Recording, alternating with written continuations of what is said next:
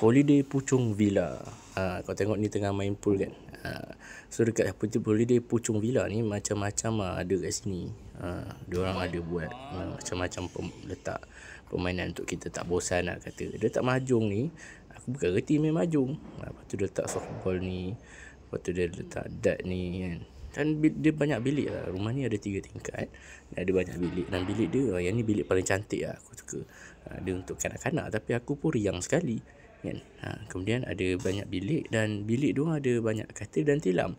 So kalau satu family nak datang, macam aku sendiri datang satu family sebab raya kan, kumpul-kumpul raya, jadi seronok lah dekat sini kan. Banyak ruang. Ada tilam lagi lebih dia bagi, memang luas. Ada katil 2 tingkat dan sebagainya. Memang cun-cun lah. Memang recommended untuk keluarga yang ramai. So kau tengok ni ada 3 tingkat. Wah, ni aku naik pun jenuh. Lepas tu ada ruang macam ni pula. Aku tak tahulah, mungkin sebelum ni orang yang datang sewa buat kahwin kan. Kita orang tak kahwin kat sini. Kemudian ada bilik macam bilik ni, diorang buat macam bilik karaoke tau. Tapi kalau nak tengok TV je pun boleh je dekat situ. Aku tak adalah nak menyanyi kan. Suara aku bukan sedap now. Lepas tu kalau kau nak tengok dapur dia bukan main besar lagi.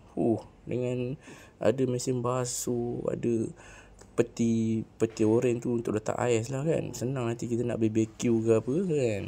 Ada ruang tepi ni nak lepak, ada pula swimming pool ni. Masya Allah. Ni tong gas. BBQ pun pakai tong gas. Ni kita BBQ pakai gas. Best juga. Tadi aku dah buat dah ni. Bolehlah datang. Itulah serba sikit. Aku ingat nama dia holiday, rupanya holy stay. Holy stay Puchong Villa. Memang best.